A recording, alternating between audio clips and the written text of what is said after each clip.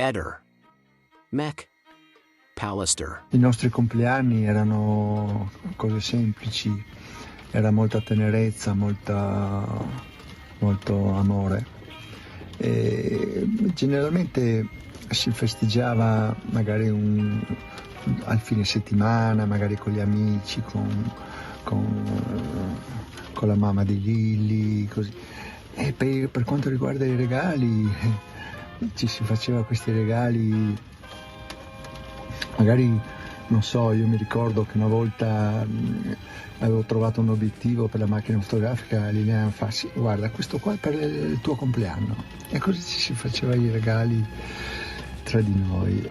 Stanotte ho pensato tanto a lei, ho dormito poco, avevo il suo pigiama lì vicino a me, mi manca molto, guarda, sto soffrendo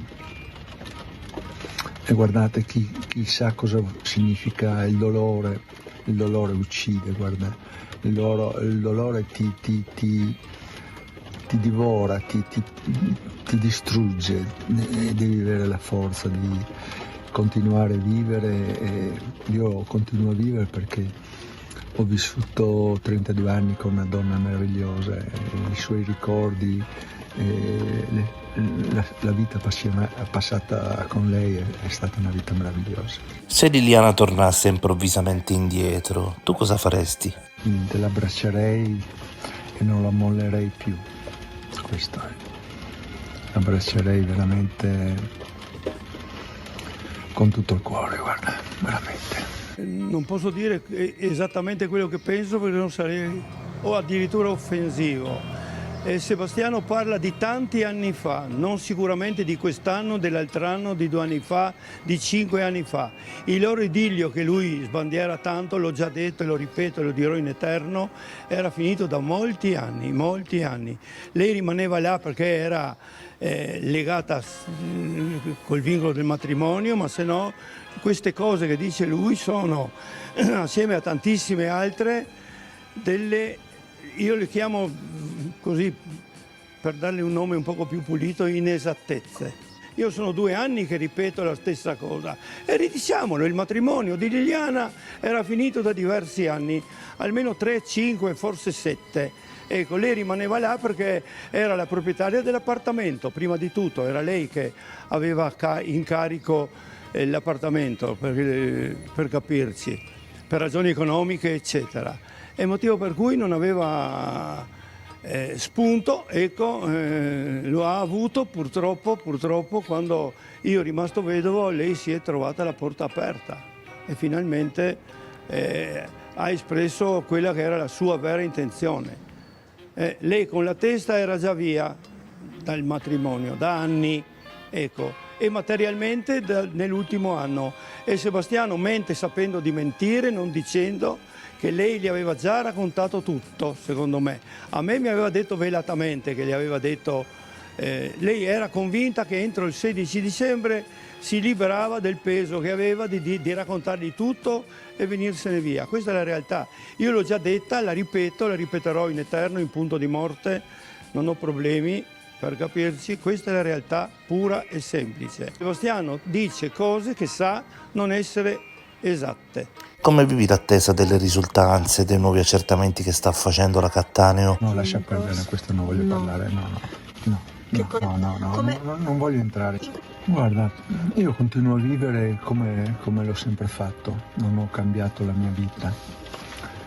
Certamente quando sono in casa apro gli armadi, ho i suoi vestiti, le sue cose, veramente mi si spezza il cuore, però io verso Lilly devo continuare a vivere per difenderla, per togliere tutto questo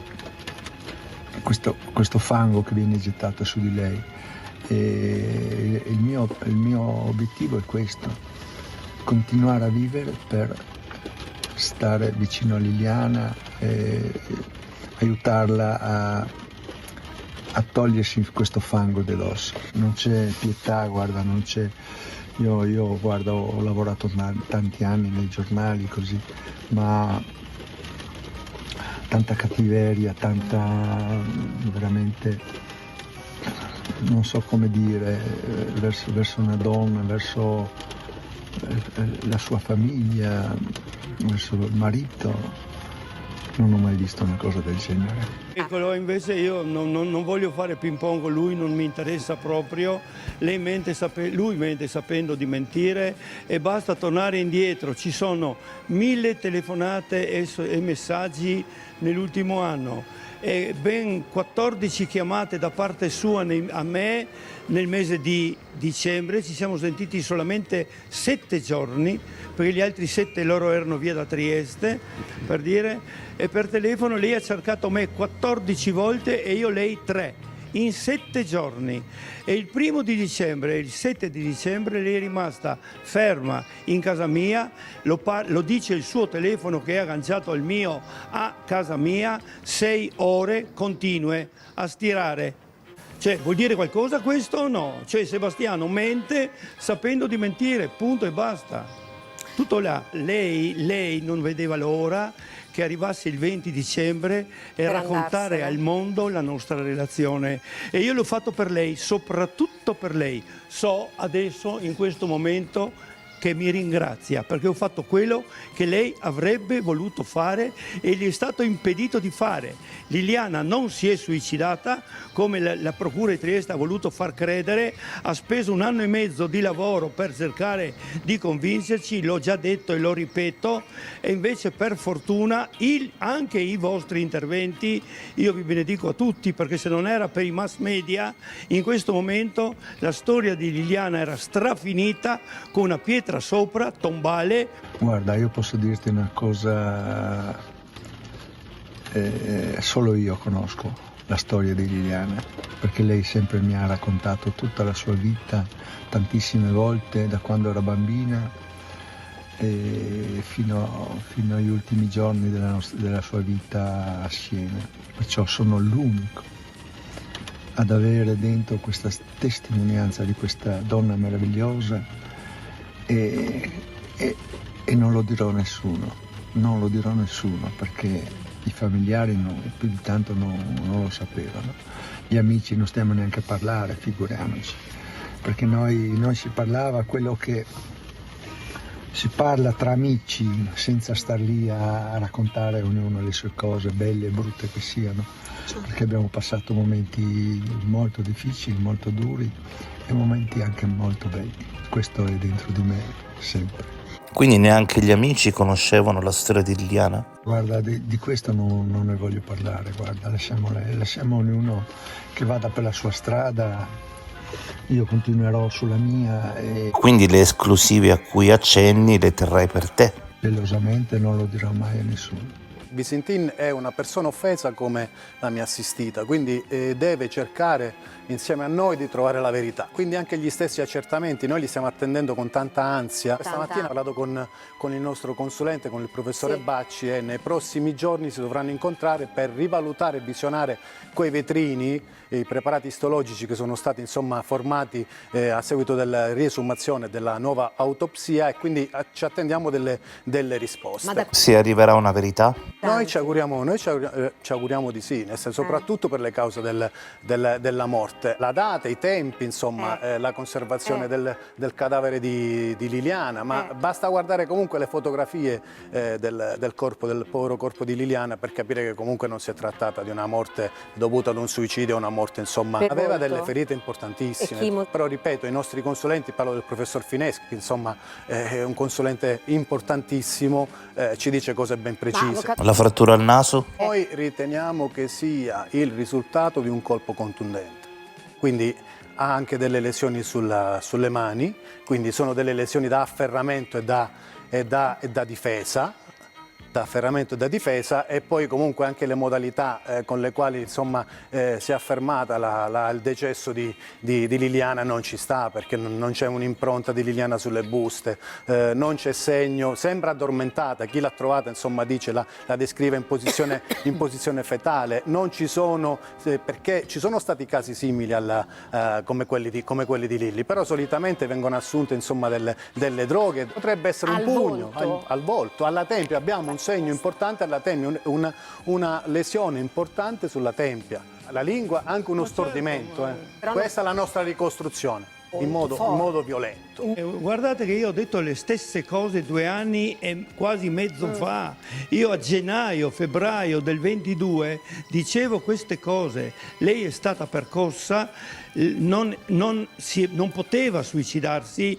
Io sfido chiunque a dimostrarmi come in quel posto dove lei è stata trovata una persona qualunque, non Liliana, chi che sia, possa andare indenne in quel posto a suicidarsi. E chiedo come. Per suicidarsi bisogna non respirare più. Lei non ha respirato più perché qualcuno glielo ha impedito, non perché lei lo ha scelto di fare. Questo è sicuro. Ma per quale motivo doveva andare poteva sì, farlo a casa? Ma lei è morta soffocata, ma non con quella stupidaggine di borse bianche e cordino. Ci sono i segni sulle labbra, con qualcosa pigiato sulla bocca. Aspetta, che io segni considero un sulle cuscino. C'erano i segni sulle labbra, sulla lingua.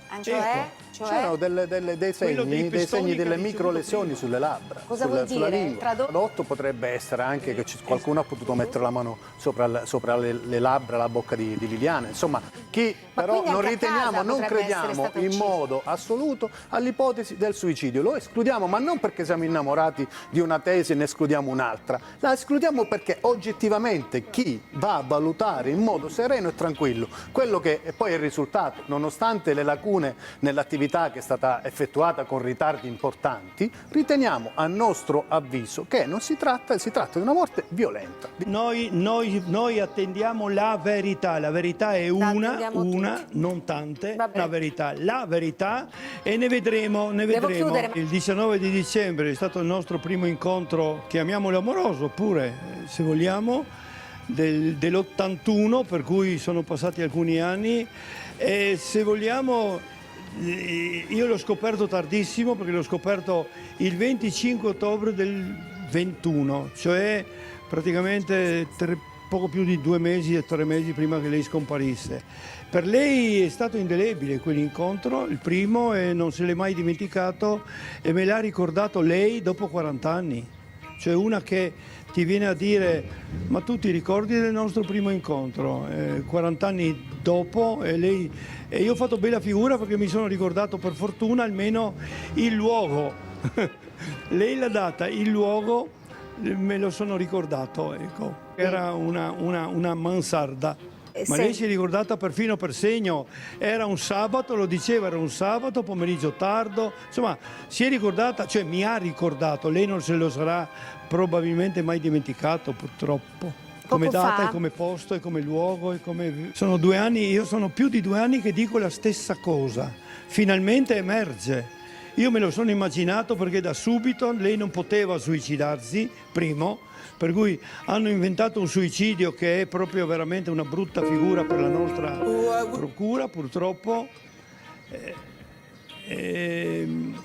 Per cui io ho immaginato da subito che lei aveva fatto una brutta fine, in parole povere, ecco perché con suo fratello ci siamo messi alla ricerca e anche con Covalero addirittura.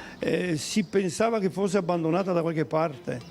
In teoria così era.